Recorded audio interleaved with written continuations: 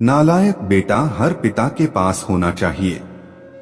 दोस्तों, कुछ कहानियां हमारे दिल को अंदर तक हिला देती हैं। ऐसी ही एक कहानी नालायक बेटा की है, जिसे पढ़ने के बाद शायद आप अपने आंसू पर काबू ना पा पाएं। कहानी को अंत तक जरूर पढ़ें। 60 साल के दिनेश जी ने अपने बड़े बेटे से फोन पर कहा, बेटा हमारा एक्सीडेंट हो गया है।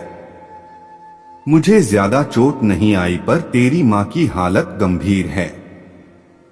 कुछ पैसों की जरूरत है और तेरी माँ को खून भी देना है। पापा, मैं बहुत व्यस्त हूँ आजकल, मेरा आना नहीं हो सकेगा। मुझे विदेश में नौकरी का पैकेज मिला है, तो उसी की तैयारी कर रहा हूँ। आपका भी तो यही सपना था ना, इसलिए हाथ भी तंग चल रहा है। पैसे की व्यवस्था कर लीजिए, मैं बाद में दे दूंगा। उनके बड़े इंजीनियर बेटे ने जवाब दिया। उन्होंने अपने दूसरे डॉक्टर बेटे को फोन किया, तो उसने भी आने से मना कर दिया। उसे अपनी ससुराल में शादी में जाना था। हाँ, इतना जरूर कहा कि पैसों की चिंता मत कीजिए, मैं भिजवा दूंगा। यह अलग बात है कि उसने कभी पैसे नहीं भिजवाए। उन्होंने बहुत मायूसी से फोन रख दिया। अब उस नालायक को फोन करके क्या फायदा? जब ये दो लायक बेटे कुछ नहीं कर रहे, तो वो नालायक क्या कर लेगा? उन्होंने सोचा और बोझिल कदमों से अस्पताल में पत्नी के पास पहुंचे और कुर्सी पर ढेर हो गए। पुरानी बातें याद आने लगी। दिनेश राय जी स्कूल शिक्षक थे। उनके 3 बेटे और 1 बेटी थी। बड़ा इंजीनियर और मंझला डॉक्टर था। दोनों की शादी बड़े घराने में हुई थी। दोनों अपनी पत्नियों के साथ अलग अलग शहरों में रहते थे। बेटी की शादी भी उन्होंने खूब धूमधाम से की थी। सबसे छोटा बेटा पढ़ाई में ध्यान नहीं लगा पाया था। 11वीं के बाद उसने पढ़ाई छोड़ दी और घर में ही रहने लगा। कहता था, मुझे नौकरी नहीं करनी, अपने माता पिता की सेवा करनी है। पर मास्टर साहब उससे बहुत नाराज रहते थे। उन्होंने उसका नाम नालायक रख दिया था। दोनों बड़े भाई पिता के आज्ञाकारी थे, पर वह गलत बात पर उनसे भी बहस कर बैठता था। इसलिए दिनेश जी उसे पसंद नहीं करते थे। जब दिनेश जी रिटायर हुए तो जमा पूंजी कुछ भी नहीं थी। सारी बचत दोनों बच्चों की उच्च शिक्षा और बेटी की शादी में खर्च हो गई थी। शहर में एक घर, थोड़ी जमीन और गांव में थोड़ी सी जमीन थी। घर का खर्च उनके पेंशन से चल रहा था।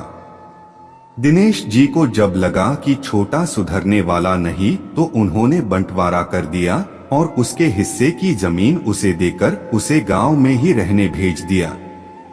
हालांकि वह जाना नहीं चाहता था, पर पिता की जिद के आगे झुक गया और गांव में ही झोपड़ी बनाकर रहने लगा। दिनेश जी सबसे अपने दोनों होनहार और लायक बेटों की बड़ाई किया करते थे। उनका सीना गर्व से चौड़ा हो जाता था, पर उस नालायक का नाम भी नहीं लेते थे। 2 दिन पहले दोनों पति पत्नी का एक्सीडेंट हो गया था। वह अपनी पत्नी के साथ सरकारी अस्पताल में भर्ती थे। डॉक्टर ने उनकी पत्नी को ऑपरेशन करने को कहा था। पापा पापा सुनकर तंद्रा टूटी तो देखा सामने वही नालायक खड़ा था। उन्होंने गुस्से से मुंह फेर लिया, पर उसने पापा के पैर छुए और रोते हुए बोला, पापा आपने इस नालायक को क्यों नहीं बताया? पर मैंने भी आप लोगों पर जासूस छोड़ रखे हैं। खबर मिलते ही भागा भागा आया हूँ। पापा के विरोध के बावजूद उसने उनको एक बड़े अस्पताल में भर्ती कराया। माँ का ऑपरेशन कराया, अपना खून दिया। दिन रात उनकी सेवा में लगा रहता कि एक दिन वह गायब हो गया। वह उसके बारे में फिर बुरा सोचने लगे थे कि तीसरे दिन वह वापस आ गया। महीने भर में ही माँ एकदम भली चंगी हो गई। वह अस्पताल से छुट्टी लेकर उन लोगों को घर ले आया। दिनेश जी के पूछने पर बता दिया कि खैराती अस्पताल था, पैसे नहीं लगे हैं। घर में नौकरानी थी ही, वह उन लोगों को छोड़कर वापस गांव चला गया। धीरे धीरे सब कुछ सामान्य हो गया। एक दिन यूं ही उनके मन में आया कि उस नालायक की खबर ली जाए। दोनों जब गांव के खेत पर पहुंचे तो झोपड़ी में ताला देखकर चौंके। उनके खेत में काम कर रहे आदमी से पूछा तो उसने कहा, यह खेत अब मेरे हैं। क्या? पर यह खेत तो?